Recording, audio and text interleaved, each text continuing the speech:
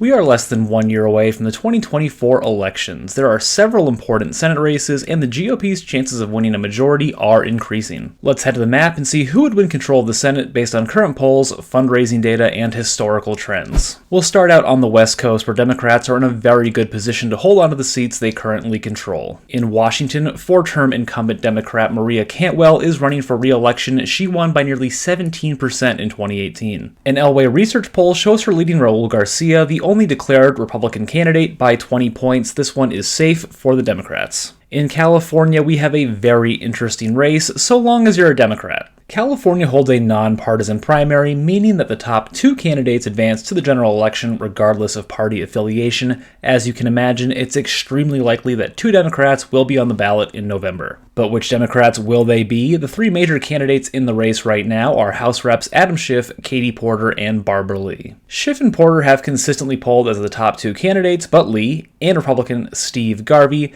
have not been too far behind according to recent polls. That being said, about a third of voters are still undecided, and I'm really not expecting any surprises in the primary, and even if a Republican somehow finishes in the top two, they wouldn't win a general election. California is safe for the Democrats. And there's less to say about Hawaii. Incumbent Democrat Mazie Hirono is running for re-election. She is going to easily win this seat by double digits, safe Democrat. But things might get interesting in Nevada. In 2022, the GOP flipped the governorship, and Adam Laxalt almost defeated Catherine Cortez Masto in the Senate race. In 2024, Democrats have another incumbent on the ballot, Jackie Rosen. She has maintained decent approval ratings and currently has about $9 million cash on hand. That's about $8 million more than the current GOP frontrunner, Sam Brown. Brown is a veteran who ran for Senate in 2022, losing by quite a large margin to Adam Laxalt in the Republican primary. Recent primary polls show that Brown is currently the GOP frontrunner, but about 40% of voters are still undecided. We do have one recent poll from Nevada, but I'm not sure how helpful it is. The poll was conducted by Terrence Group, a Republican pollster. This poll in particular was sponsored by the National Republican Senatorial Committee, so you'd expect a decent result for Sam Brown, right? Wrong. The poll showed Rosen leading by 5%. Considering that Rosen is the incumbent, has a massive cash advantage, and leads the GOP frontrunner in the only poll we have, I'm putting Nevada in the lean Democrat column for now. And here's why I put a lot of emphasis on incumbency. Since 1982, incumbent senators have a re-election rate of 75% or higher. In 2022, every incumbent running for Senate was re-elected. It is very hard to unseat an incumbent. Now, if you're asking yourself, is Adam Laxalt running again? The answer is no. He is already declined to run, but Jim Marchant, who has run for Congress and Nevada Secretary of State as a Republican, is a bit of a dark horse to win this race. Utah won't be as competitive. Incumbent Republican Mitt Romney has announced he won't seek re-election, an announcement he made about 1 hour after I published my last Senate prediction video. As you can imagine, there are a lot of Republicans eager to win the party's nomination, as Utah is about as safe a state you can get for the GOP. 7 candidates have already entered the race, but only 2 are what I would consider serious contenders. The first is Riverton Mayor Trent Staggs. Staggs was a member of the Riverton City Council from 2014 to 2018 before being elected mayor. The other is Brad Wilson, Speaker of the Utah House of Representatives. His fundraising numbers were very competitive with Romney's, and he actually had more cash on hand as of June 30th, 2023. Other candidates that have publicly expressed interest include Jason Chaffetz, a former House rep from Utah's 3rd Congressional District, and John Curtis, the person who filled his vacant seat. We have some polling from Utah from Noble Predictive Insights, but I don't think it paints a very clear picture of the race. 55% of voters were undecided. Utah Attorney General Sean Reyes was the top choice among voters, but he has already declined to run for Senate. Current Lieutenant Governor Deidre Henderson, who has not expressed interest in running, received 8% of the vote, while Brad Wilson and State Senator Mike Kennedy, another person who has not expressed interest in running, both received 7% of the vote. Right now, about 80% of the voters are undecided, or they're backing a candidate who is not running. Regardless, the GOP will easily win this seat, and I think Brad Wilson is currently best positioned to win in what should be a crowded primary. On the flip side, the GOP field is already thinning out in Arizona. Blake Masters, the failed 2022 Senate candidate, has announced he's going to run for the House of Representatives in Arizona's 8th Congressional District. Kerry Lake, the failed 2022 Arizona gubernatorial candidate, now has a pretty clear path to winning the primary. But even before Masters dropped out, she held a 26-point lead in the polls. The only serious candidate standing in Lake's way is Pinal County Sheriff Mark Lamb, who was the first major candidate to enter this race. But looking at his fundraising prowess, or lack thereof, I just don't see him being competitive. Kerry Lake Lake has also received the endorsement of Donald Trump, and Trump-backed candidates did very well in primaries in 2022. On the Democratic side, House Rep. Ruben Gallego is the clear frontrunner. An Emerson poll from a couple months ago showed that he already has nearly 50% of the vote. Gallego has raised a considerable amount of money, even outraising incumbent Senator Kyrsten Sinema. Barring a major scandal, Gallego will be the Democratic nominee. Which brings us to Kyrsten Sinema. She switched her party affiliation from Democrat to Independent about a year ago. This had an immediate effect on her favorability. It went up among independents and Republicans and way down among Democrats. But as the months passed and people realized her party affiliation didn't change how she'd serve as a senator, those numbers stabilized. Sinema has mapped out a path to victory in 2024, but I don't think it's very plausible. She believes she can win 60 to 70% of independents, about a third of Republicans, and about 10 to 20% of Democrats. I don't think it's unreasonable to believe that she could pull those numbers among Republicans and Democrats, but 60 to 70% of independents, give me a break. There's a bit of a myth around independent voters. They aren't all toss-up votes. In fact, most independents align much more closely with a specific party and vote for that party consistently. Sinema's path to victory is a fantasy, and that should be clear to her campaign, which has lost a lot of Democratic donors. We don't have much recent polling from this race, which is a bit of a surprise to me, but Noble Predictive Insights found that in a three-way race, Gallego received 39% of the vote, Lake received 33%, and Sinema received 29%. Gallego has consistently been leading in three-way race polls, though Republican candidates are doing better in head-to-head matchups. Considering Kari Lake's losing track record, Kyrsten Sinema's unlikely path to victory and weakened fundraising, and the shifting demographics in Arizona, which are making the state much more favorable for the Democratic Party, I'm putting Arizona as a tilt Democratic state for now. But New Mexico shouldn't be as competitive. Incumbent Democrat Martin Heinrich is running for re-election. He has a ton of cash on hand, while the GOP still doesn't have a single candidate in the race. Heinrich should win by about 10%, safe Democrat. On the flip side, Wyoming is a safe state for the GOP. We're still waiting on incumbent Republican John Barrasso to make a decision about running, but who the GOP nominates shouldn't matter that much. A Democrat hasn't won a Wyoming Senate seat since the 1970s. And that brings us to one of our most important swing states in 2024, Montana. Before we break it down, if you're enjoying this video so far, please hit that like button as it helps us reach more people. In Montana, incumbent Democrat Jon Tester is running for re-election. Had Tester decided not to run again, we'd very likely be looking at a GOP gain. However, Tester is a very strong candidate for the Democrats. He's extremely popular among Montana voters, despite the state's very conservative lean. In fact, a recent Morning Consult survey found that Tester is the fourth most popular senator in the country. Tester also has a massive war chest with more than $13 million cash on hand. On the GOP side, Bridger Aerospace CEO Tim Sheehy is the frontrunner. He has been endorsed by 9 senators and the governor of Montana. Also in the race is Brad Johnson. He's the former Montana Secretary of State and the former chair of the Montana Public Service Commission. And lurking in the mix is Matt Rosendale, who ran against Tester in 2018, losing by 3.5% in a blue wave year. Early on, Rosendale was leading in the polls, and I think a lot of that had to do with his name recognition, but Sheehy has been boosting his own name recognition through ads and campaigning, and a recent poll shows Sheehy leading Rosendale head-to-head and in a crowded field. For now, I think it's safe to call Sheehy the frontrunner in the GOP primary, but how does he currently fare head-to-head against Tester? Our most recent poll is from Emerson, which shows Tester with a 4-point lead over Sheehy. However, if we look back at an August poll from JL Partners, Sheehy led Tester by 4. Average those out, and of course, you get a tie. Considering that Tester is a popular incumbent with a more than $10 million cash on hand advantage, I'm putting Montana in the tilt Democrat column for now. But not much analysis is needed for North Dakota. Incumbent Republican Kevin Cramer is seeking re-election. The only Democrat in the race is Katrina Christensen, who ran for Senate in 2022 and lost by more than 30%.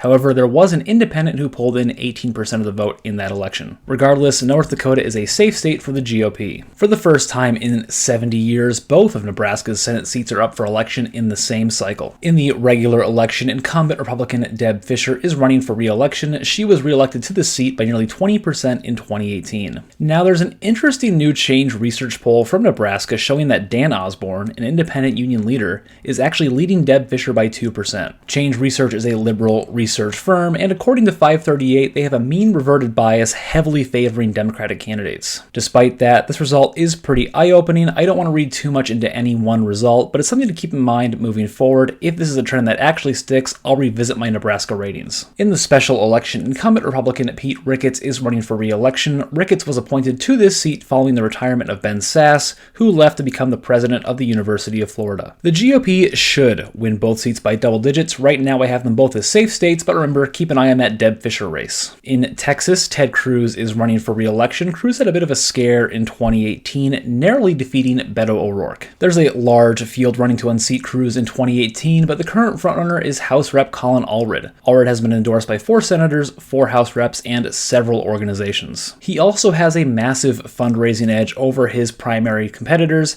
He has nearly $8 million cash on hand, while the next closest candidate, Roland Gutierrez, has less than $400,000. Despite his reputation as just sort of a smarmy guy, Ted Cruz actually has a net +5 favorability rating according to Morning Consult. Before we take a look at the polls, I want to acknowledge a few things. In 2018, Beto O'Rourke was lightning in a bottle and a media darling. He was also running against Cruz in an extremely favorable environment. While Allred does have a lot of positive momentum, it's not reaching Beto levels, and 2024 won't be as favorable for the Democrats as 2018 was. However, like in Arizona, demographics are shifting, making the state more favorable for Democratic candidates.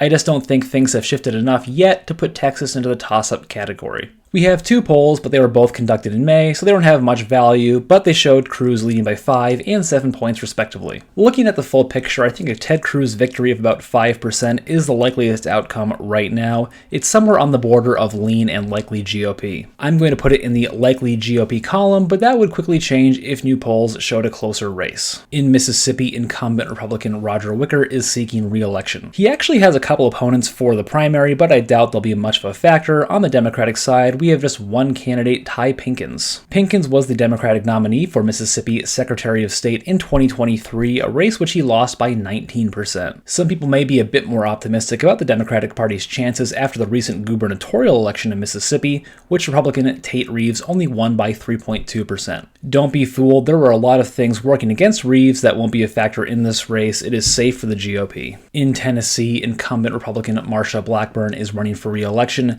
She won this seat in 2018 by more than 10%. She also has more than $6.5 million cash on hand. On the Democratic side, we have 2 declared candidates. The first is Marquita Bradshaw, the Democratic nominee for Senate in 2020. She lost that race by nearly 30%. The second is Gloria Johnson, state rep from Tennessee's 90th district. Johnson actually has some decent fundraising numbers, but it's not going to be enough for her to win this race. Head-to-head polling from Beacon Center showed Blackburn with double-digit leads over both candidates. This is a safe state for the GOP. In Missouri, incumbent Republican Josh Hawley is running for re-election. In 2018, Hawley defeated incumbent Democrat Claire McCaskill by nearly 6%. Like many of the incumbents we've already discussed, Hawley has a lot of cash on hand, nearly $5 million. However, that's not much more than the Democratic Party candidate Lucas Kunce. Kunce ran for Senate in 2022, but lost the Democratic primary to Trudy Bush Valentine by about 5%. This time around, Kunce is looking like the clear frontrunner. Also working in his favor is a Democratic Party plan to invest heavily against Hawley in 2024. Ted Cruz and Rick Scott are also on that list. But even if Democrats spend heavily, I'm not sure it'll be enough to make Missouri competitive. Claire McCaskill heavily outspent Hawley in 2018 to no avail. We have a couple polls from Missouri. The first was conducted by Show Me Victories. I've never heard of them, and they're not rated by 538, so I wouldn't put too much stock into this one, but their poll showed Hawley leading Kunce by 4%. An Emerson poll from early October showed Hawley leading Kunce by 13%, and we just saw the GOP's Eric Schmidt win by double digits in 2022. While I think this race could be closer, I'm still expecting a decent size win for Hawley. It is safe for the GOP. Democrats will get back on the board in Minnesota, where Amy Klobuchar is running for re-election. She has always performed very well in statewide elections. She's popular, she has a lot of cash on hand, and the GOP still lacks a strong candidate. While I expect this to be a closer race at the presidential level, I'm expecting Klobuchar to win by at least 10%. safe Democrat. Before we get to our Midwest swing states, I want to talk about the East Coast races first. In Maine, Angus King is running for re-election. He's an independent who caucuses with the Democrats. No Republicans have entered the race so far, but Democrat David Costello has. In 2018, King received more than 50% of the vote, not bad for a three-way race. King has strong approvals and has to be considered the heavy favorite right now. I think Maine is safe for King. Vermont is also represented by an independent who caucuses with the Democrats, Bernie Sanders. Bernie still hasn't officially declared his candidacy. If he runs, he's going to win. If he doesn't run, I'd still expect the Democrats to win in Vermont. It's a safe Democratic state. In Massachusetts, incumbent Democrat Elizabeth Warren is running for re-election. She hasn't always been the strongest candidate relative to the average Democrat, but it hasn't mattered in deep blue Massachusetts. Right now, it looks like the only candidate who could beat her is the state's former governor, Charlie Baker. A poll from earlier this year actually did show Baker defeating Warren head-to-head. However, Baker has not expressed interest in running. The only declared GOP candidate is Robert Anton Ellis, a nutrition software company owner. I don't think he's a serious candidate. Massachusetts is safe blue until Baker enters the race, but even then, Warren would still be the strong favorite. I have this as safe Democrat. In Rhode Island, incumbent Democrat Sheldon Whitehouse is running for re-election. He received more than 60% of the vote in his victories in 2018 and 2012. On the GOP side, there are two candidates, Raymond McKay, former president of the Rhode Island Republican Assembly, and Patricia Morgan, former minority leader of Rhode Island's House of Representatives. Neither of them would be competitive in a statewide race. Rhode Island is safe for the Democrats. Connecticut is also safe for the Democrats. Incumbent Chris Murphy is running for re-election. The two opponents he currently has both ran for Senate in 2022, and both were eliminated at the convention, which took place before the primary. This will be an easy victory for Murphy. With those boring New England states out of the way, let's talk about the drama in New Jersey. In previous videos, I've talked about how incumbent Democrat Bob Menendez could be in trouble due to some corruption charges. Well, he has officially been indicted. Rather than resigning in shame, it's looking like he will run again. And you know, that's his right. He is innocent until proven guilty, but I don't think he's going to survive a Democratic primary. Community organizer Larry Hamm, House Rep Andy Kim, and New Jersey First Lady Tammy Murphy have all declared their candidacies. The polls do not look good for Menendez. A recent public policy polling poll found Andy Kim in first with 40% of the vote, Tammy Murphy in second with 21%, and Menendez in third with 5%. Granted, this is an internal poll from the Kim campaign, but it's fairly consistent with our most recent poll that's not an internal. That was a Data for Progress poll from early October, which found Kim with 48% of the vote and Menendez at just 9%. However, that poll did not include Tammy Murphy. But big picture, you have to believe Andy Kim is the favorite to win, followed closely by Tammy Murphy, with Bob Menendez in a distant third should he choose to run. The GOP doesn't have any notable declared candidates. However, House Rep Jeff Van Drew has expressed interest in running. In all likelihood, New Jersey is a safe state for the Democratic Party. Perhaps there's a nightmare scenario where Menendez somehow wins the primary, but an onslaught of negative press creates a situation where a strong candidate like Jeff Van Drew could actually win. I still think that's pretty unlikely, and I have it safe Democrat for now. In Delaware, incumbent Democrat Tom Carper won't seek a fifth term, but have no fear, my Democratic viewers, because Lisa Blunt Rochester has emerged as the very clear frontrunner in this race. The GOP has no notable candidates at this time. It won't be long before Lisa Blunt Rochester is a United States Senator, safe Democrat. But it looks like there'll be a very competitive primary on the Democratic side in Maryland. 8 candidates have entered the race to replace incumbent Ben Cardin. Leading the way are House Rep David Trone and Prince George's County Executive Angela Alsobrooks. Recent polling shows Trone with an average lead of 13.5%, but 25% of voters are undecided. On the GOP side, does it really matter? No, because the GOP's best chance at being competitive in this race would have been to nominate Larry Hogan, the state's former governor. He's not going to run. This seat is safe for the Democratic Party.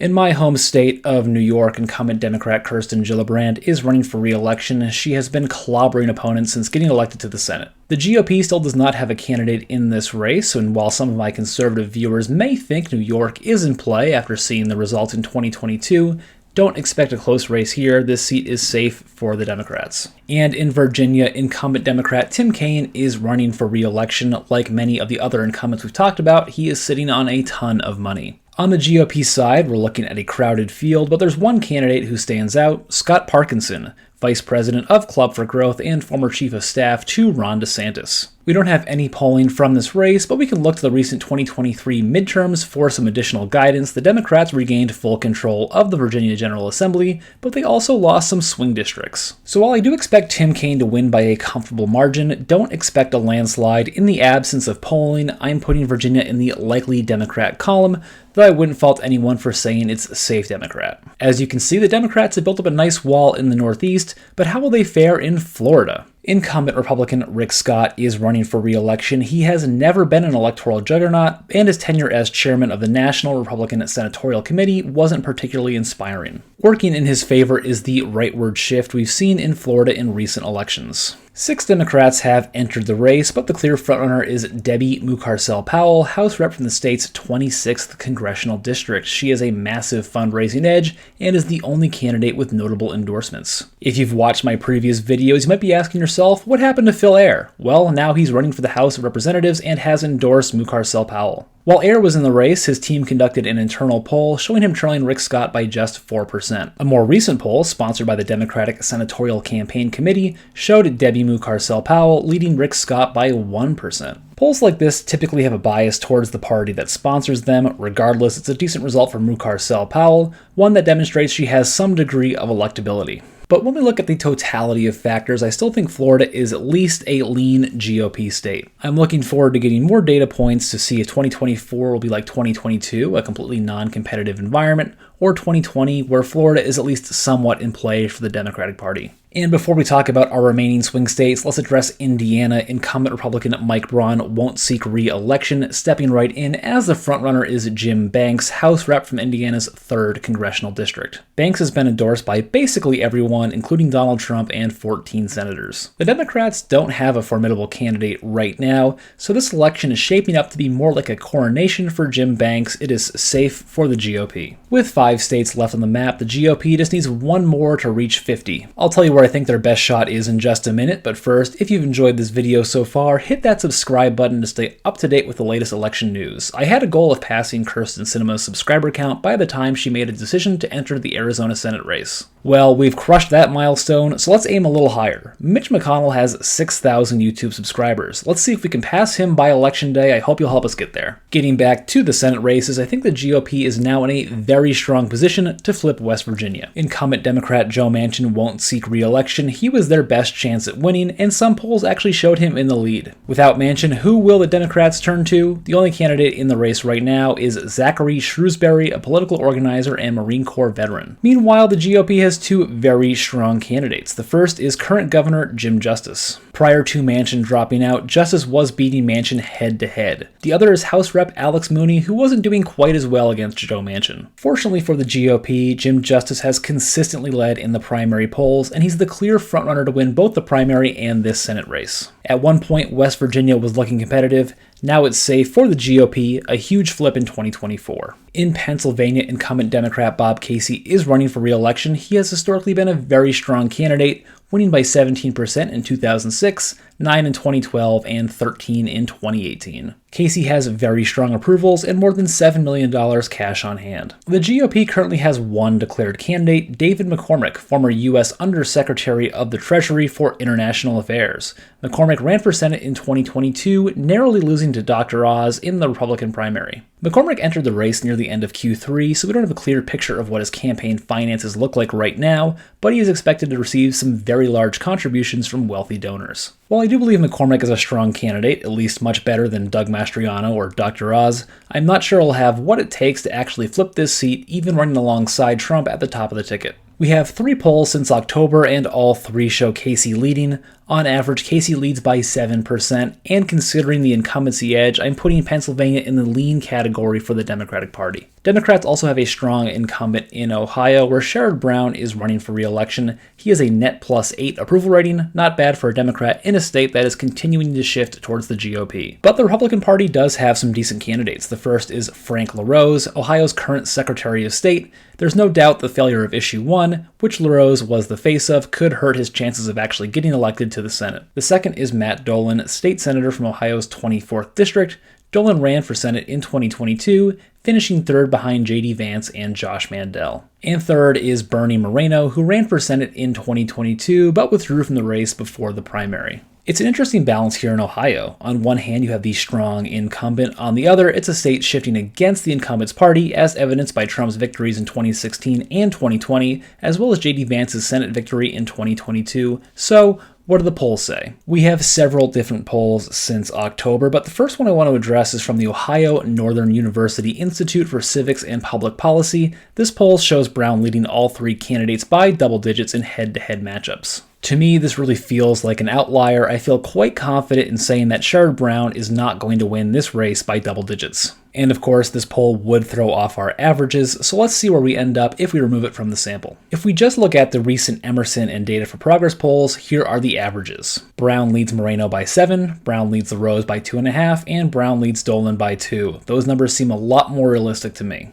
Any way you shake it, Brown is the favorite at the moment. Meanwhile, the GOP primary is still wide open, but most polls do show Frank LaRose winning. For now, I'm putting Ohio in the tilt Democrat column. That might be a bit generous for the GOP, but recent Ohio election results have me a bit concerned for Brown. But I do think the Democrats are in a very strong position to win Michigan. Incumbent Democrat Debbie Stabenow is not running for re-election, but Alyssa Slotkin has already stepped in as the clear frontrunner in the race. Slotkin, the House rep from Michigan's 7th congressional district, has tons of endorsements and a sizable fundraising advantage. A poll from August showed her with 34% of the vote, while her next closest competitor was at 8%. Things aren't as clear on the GOP side. An early poll showed a tight race between Mike Rogers, Peter Mayer, and Nikki Snyder. Since then, former Detroit Police Chief James Craig has also entered the race. Rogers, who used to represent Michigan's 8th congressional district, has the most cash on hand. However, a public policy polling poll found that James Craig leads Rogers in a head-to-head matchup. That poll left out a lot of the field, so I'm not sure how much stock you can put into it. Needless to say, this primary is anybody's to win at this point. But regardless of who the GOP nominates, I still think Slotkin should be considered the favorite. For several months, the polls have shown Slotkin winning against every hypothetical opponent by 2 to 13 points. That being said, the most recent result, a poll from Epic MRA, shows Slotkin with just a 2% lead over Craig and Rogers. Right now, I think Michigan falls into the lean Democrat column, especially when you look at the current state of the Michigan GOP. They're broke, and now there are efforts to remove their chairwoman. I don't know if the Michigan GOP will be able to get their act together in time to run a successful statewide campaign in 2024. Which leaves us with Wisconsin. Incumbent Democrat Tammy Baldwin is running for re-election. Again, we have an incumbent with a lot of money and a decent favorability rating. The GOP field is currently comprised of candidates who I don't think would be much of a threat to Baldwin. The candidates who could pose a threat,